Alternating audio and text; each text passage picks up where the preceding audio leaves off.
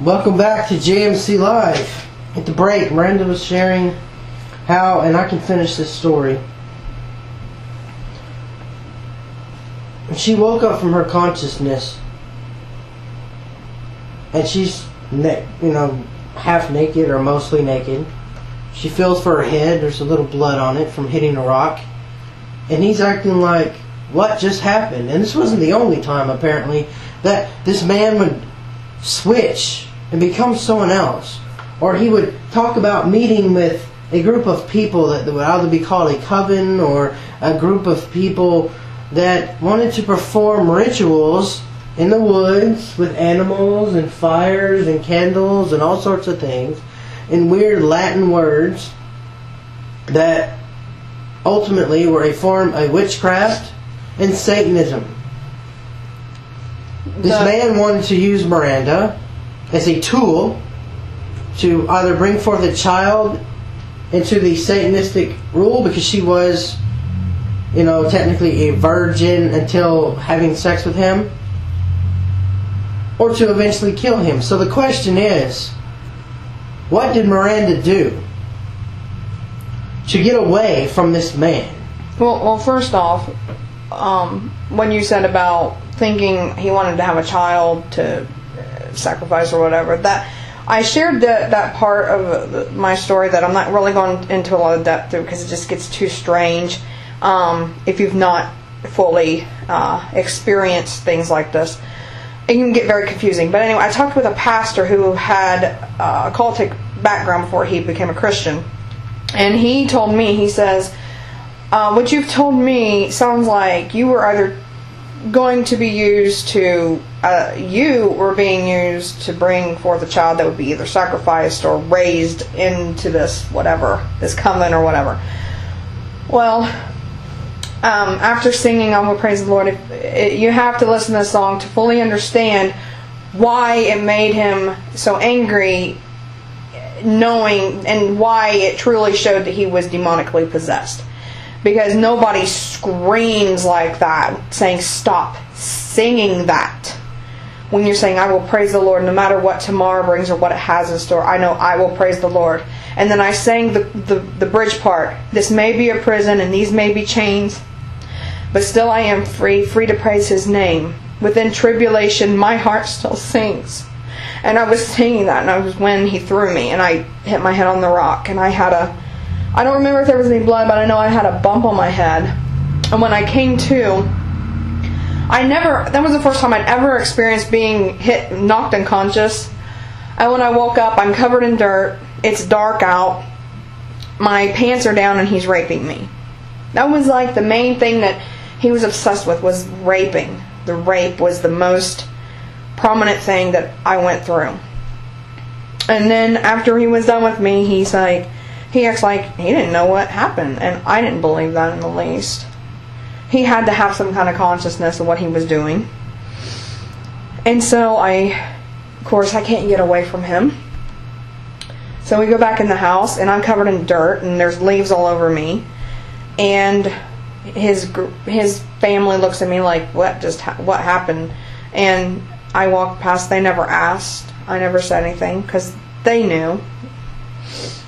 And this is August, almost September. And continually he's working, and then he comes home at night and drinks and beats me and rapes me. And I start getting to the point where I'm thinking he is going to kill me. I'm almost sure of it. And I started having a peace about it. Like, if he kills me, I'm not afraid to die. I have no fear of death. I have no fear. He's done everything he can. He's taken everything away from me. Satan has used him to trap me, to torture me, to chain me down and imprison me. I have nothing to fear. I welcome death. I'd rather die than live like this, God.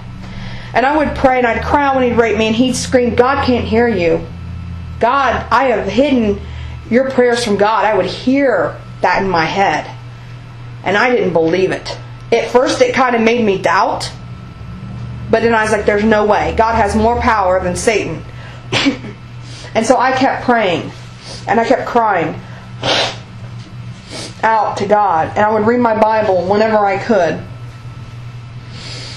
And towards the end of September, I just started saying, okay, God, if He won't let me go, you have to get me out of here some way. I don't know how you're going to do it, God, but you have to get me out of here.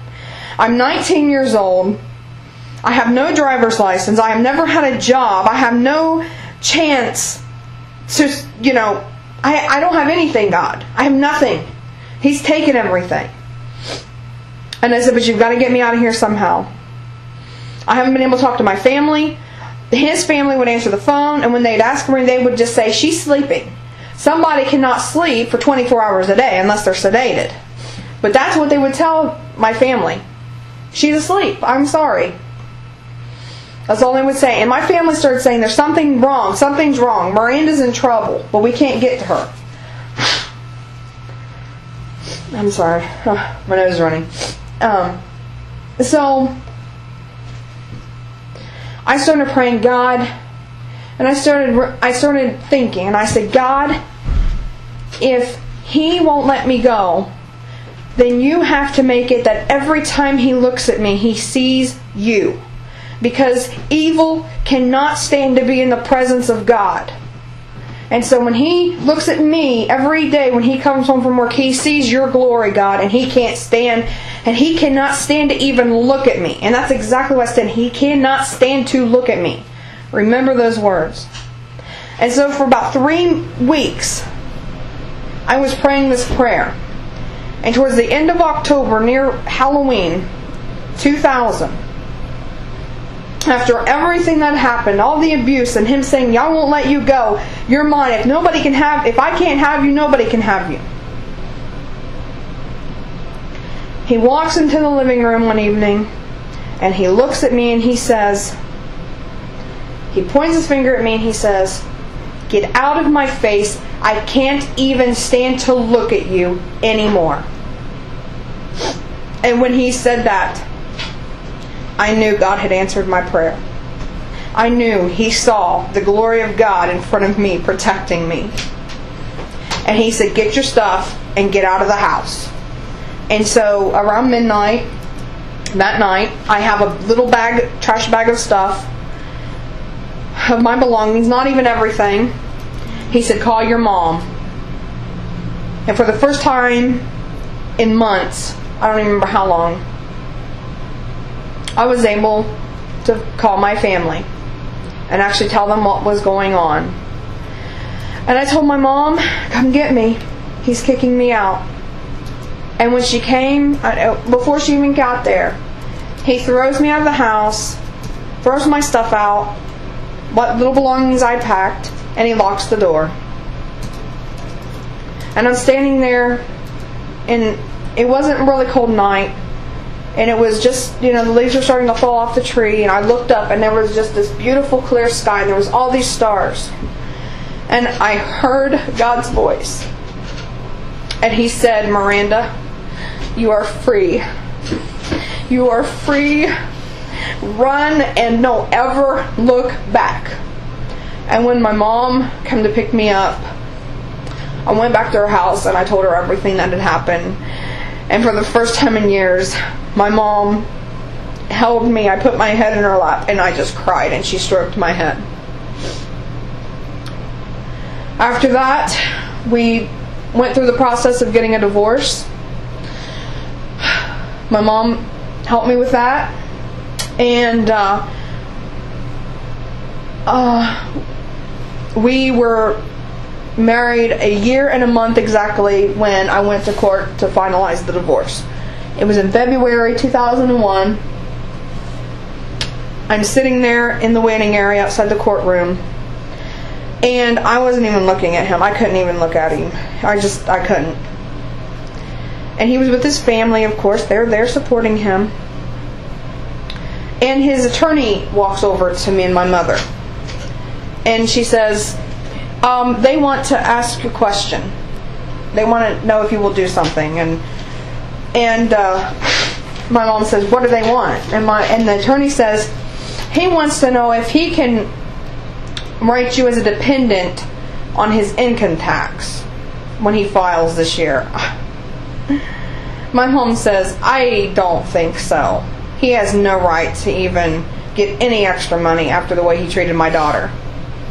Now you're wondering, probably, did I file charges against him for abuse or anything like that? No.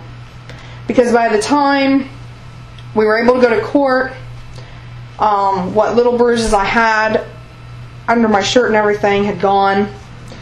The attorney even said, when the attorney found out what he had done to me, he said, we can write in there what he had done to you. And I said, I wrote up a statement, which I still have, saying, he did abuse me. And but the attorney agreed. It's your word against his. Do you want to end it now and move on with your life, or do you want to drag it out? And I said, I want to move on with my life. And so I'm in the courtroom waiting to go in and see the judge. And I'm dressed, when you go to court, you want to look presentable. So I walk in presentable. I look over at him, over here, to my right.